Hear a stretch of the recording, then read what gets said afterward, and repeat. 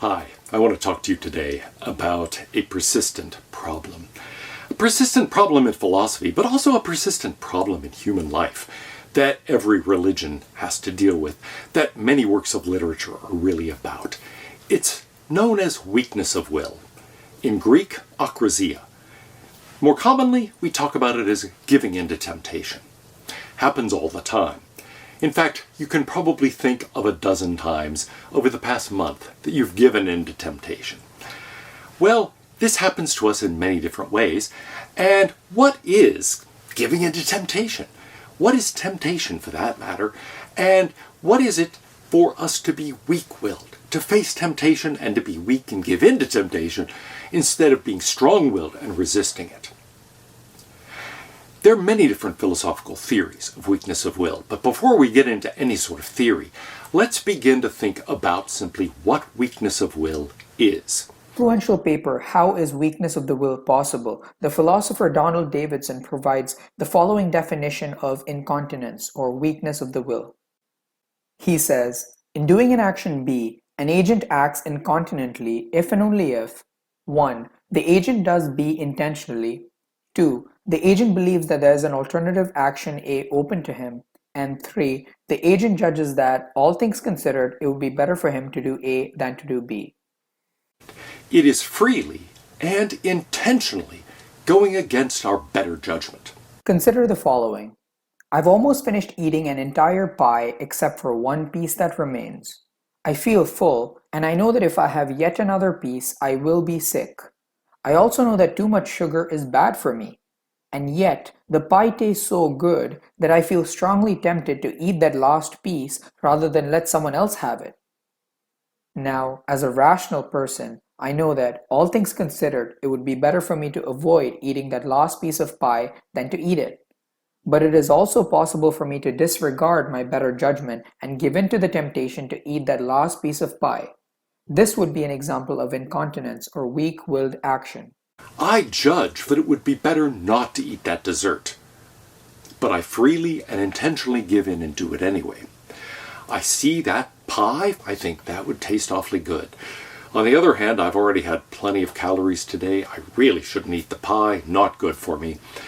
My better judgment says I'm better off not eating that pie, but it looks awfully tasty. And I sit there and I look at it and I think about it.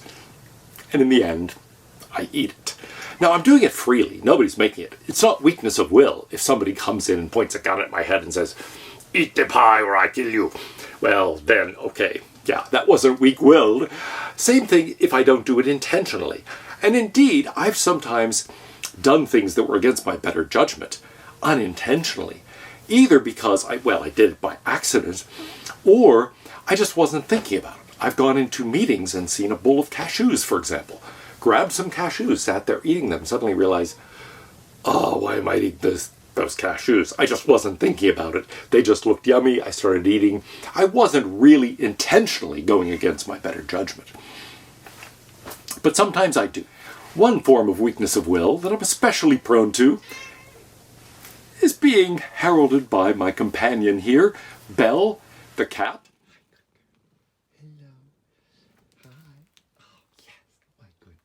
Yes, you could have posed for the camera. Oh, yes, my good girl. Good Belle. Look at you. Look at you. Oh, you happy? Meow. You happy, baby? How you doing? Good girl. Good girl. Who's that good girl? Who's that good girl? I tend to adopt cats, even when it's against my better judgment. Belle, for example, came to me from a student. She couldn't take care of Belle. Belle was at home being hassled by a variety of dogs that the family owned.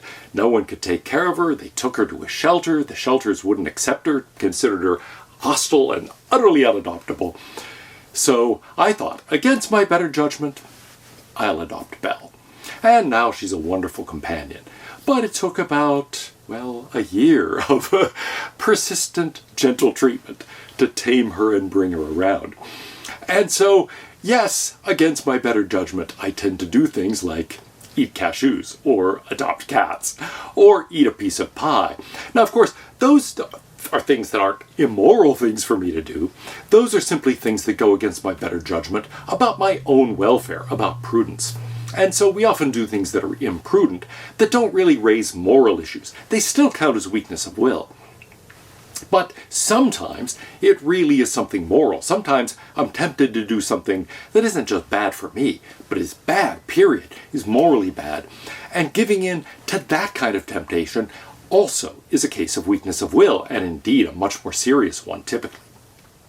I've defined weakness of will as freely and intentionally acting against my better judgment. That's something that is a common definition these days. Throughout the history of philosophy, people have given related but slightly different definitions. The Roman poet Ovid, for example, through the character of Medea in the Metamorphoses, says it's a matter of knowing the better and doing the worse.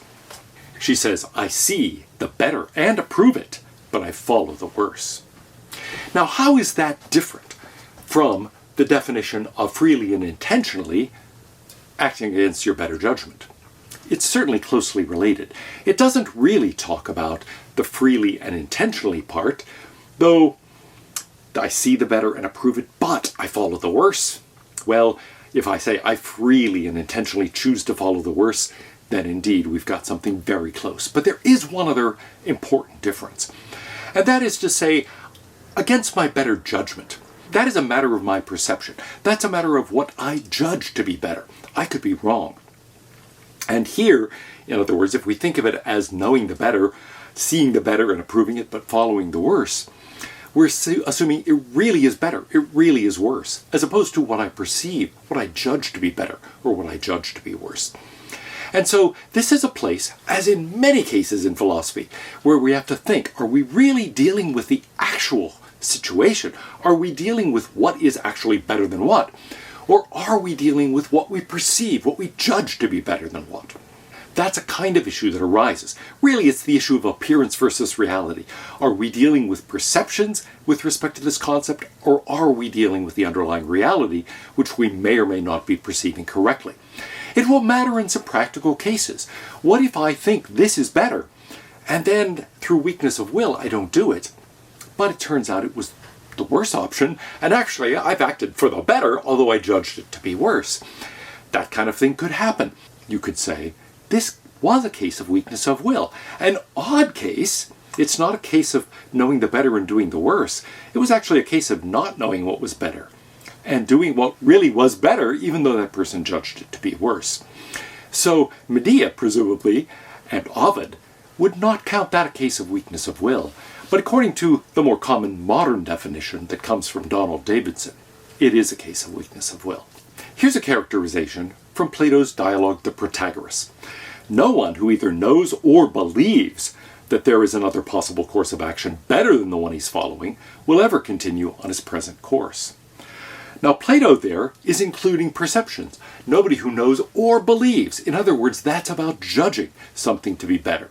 It doesn't require that it actually be better, that we know it to be better. It's just required that we believe it to be better, that we judge it or perceive it to be better.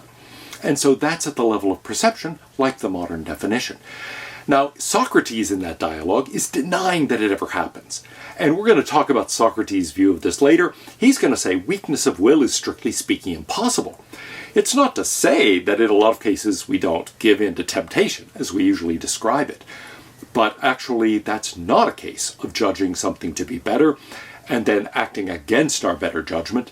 He'll say, actually, it is following what is in that moment our better judgment.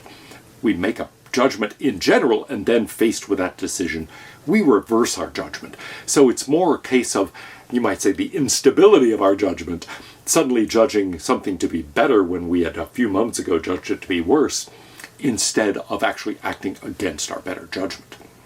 Maybe the most famous characterization of weakness of will is Paul in Romans.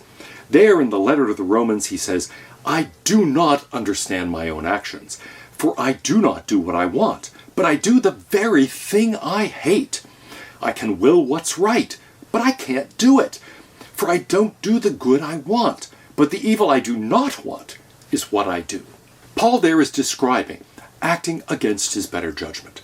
He says, I know what's right. In this case, he's fine to talk about the actuality because he's convinced he knows what's right, but yet he finds himself not doing it. He knows what's wrong, but he finds himself doing it. And he says, look, that's a terrible thing. I don't know how to understand that. I don't understand my own actions. That theme is followed up by Augustine centuries later, who writes and describes why this is a really puzzling thing, not only from a philosophical point of view, but from a personal point of view. Later, we often respond to a case where we gave in to temptation and acted against our better judgment by saying, why did I do that? I knew that was the wrong thing to do, and yet I did it anyway. Why? Here's how Augustine puts it. Whence this monstrous thing? And why is it? The mind commands the body, and it obeys immediately. For example, I say, raise your hand. It raises. It happens immediately. I hardly have to think about it.